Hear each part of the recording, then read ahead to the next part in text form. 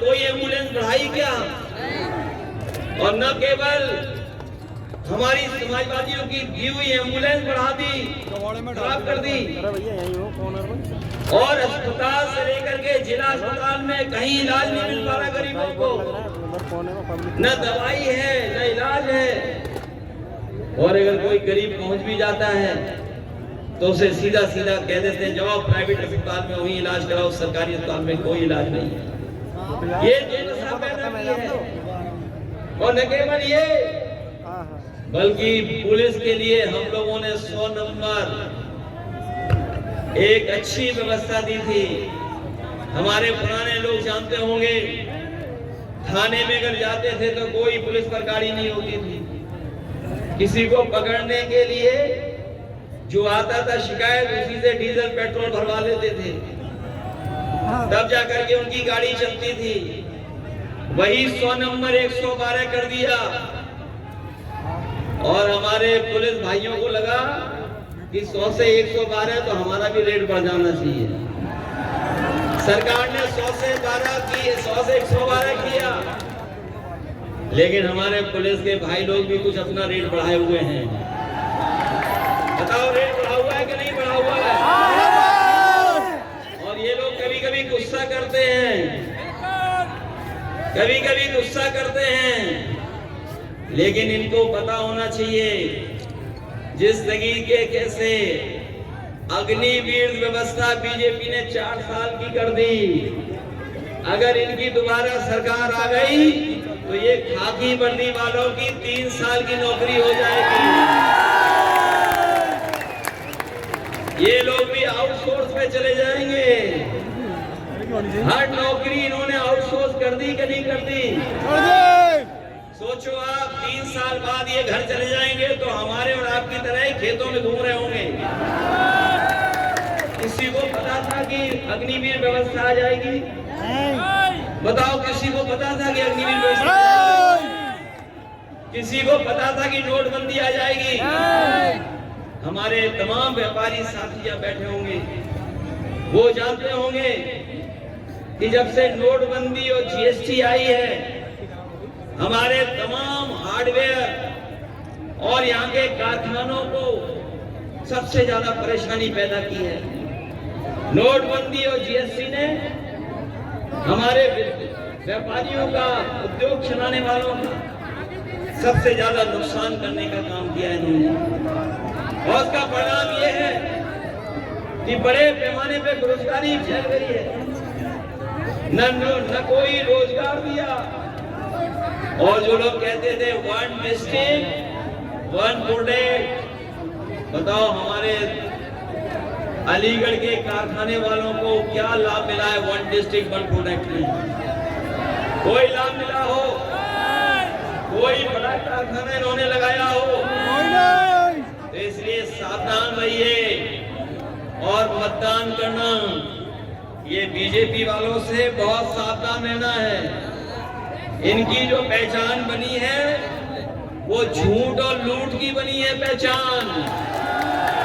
BJP वालों ने पूरे अपराधियों का और भ्रष्टाचारियों का सबसे बड़ा गोदाम बनवा लिया भारतीय जनता पार्टी ने। जितने भी भ्रष्टाचारी हैं, अपराधी हैं, सब इनकी गोदाम में पहुंच गए हैं, भारतीय जनता पार्टी की गोदाम में। बताओ गोदाम में पहुंच गए कि नहीं पहुंचे हैं? पहुंच गए। और जब से इलेक्ट्रोल बॉन्ड की बात आती है, इनका इलेक्ट्रोल बॉन्ड ने बैंड बजा दिया और इनकी बोलती बंद करा दी। कोई चंदा 1000 करोड़ देगा? कल्पना करिए आप, सोचिए आप कैसे चंदा लिया गया है। कई ऐसे लोग हैं जो लोगों ने चंदा दिया है, न जाने कितना चंदा लिया है। 1000 करोड़, किसी से 600 करोड़, किसी से 400 करोड़। बताओ चंदा लिया कि नहीं लिया चंदा? 12,000 करोड़। और इन्होंने उद्योगपतियों को भगवा दिया कि नहीं भगवा दिया? और बैंकों से पैसा जमा करवाया हमारे किसानों का कर्ज माफ नहीं किया इन्होंने, बड़े बड़े उद्योगपतियों का कर्जा माफ कर दिया, 15 लाख करोड़ से ज्यादा उद्योगपतियों का कर्जा माफ कर दिया। हम अपने किसान भाइयों को कहना चाहते हैं, इंडिया गठबंधन समाजवादी सरकार बनाएंगे और एमएसपी का कानूनी अधिकार देंगे। अखिलेश यादव जिंदाबाद, अखिलेश यादव जिंदाबाद।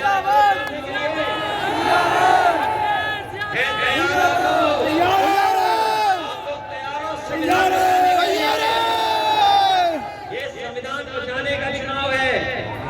आपका एक वोट न केवल विजय सिंह जी को जिताएगा बल्कि संविधान को भी बचाने का काम करेगा। अखिलेश यादव जिंदाबाद। चाहते हो ये लोग जो बड़े बड़े नारे दे रहे हैं, क्या पता कल हमारा आपका अधिकार छीनने वोट डाल लेते हैं। ये छीन सकते हैं हमारा आपका अधिकार, ये संविधान बदल सकते हैं। चुनाव के रुझान आने लगे हैं, चुनाव के रुझान आने लगे हैं और चाहे उत्तर प्रदेश हो, देश हो, इंडिया गठबंधन की चर्चा होने लगी है। जो पश्चिम से हवा चली है, जो पश्चिम के लोगों ने मतदान किया है, उस मतदान ने ऐलान कर दिया है कि भारतीय जनता पार्टी का इस बार सफाया होने जा रहा है। मैं अलीगढ़ वालों से कहूंगा कि एक ऐसा ताला बनाओ, हम सब लोग मिलकर के भाजपा के गलत मंसूबे हमेशा हमेशा के लिए ताला लगा दें। ये जो मंसूबे हैं उनके नफरत फैलाने के, ऐसा ताला लगा देना कि हमेशा हमेशा के लिए नफरत बंद हो जाए। और अलीगढ़ ने कभी एक बार नहीं, न जाने कितनी बार सौहार्द का परिचय दिया है, भाईचारा का परिचय दिया है। ये जो हमारी मिली जुली संस्कृति है, जहां हम लोग मिलजुल करके रहते हैं, जो लोग सत्ता से बाहर जाने वाले हैं उनके भाषणों में चुनाव के परिणाम का रुझान दिखाई देने लगा है। इन्होंने मन की बात तो की है, ये जो बातें निकल के आ रही हैं, जो दूसरों पे थोपी जा रही हैं, दरअसल इनकी मन की बात है। और जो मन की बात आ रही है, हम उनसे कहना चाहते हैं कि अब समय आ गया है, अब संविधान की बात हो।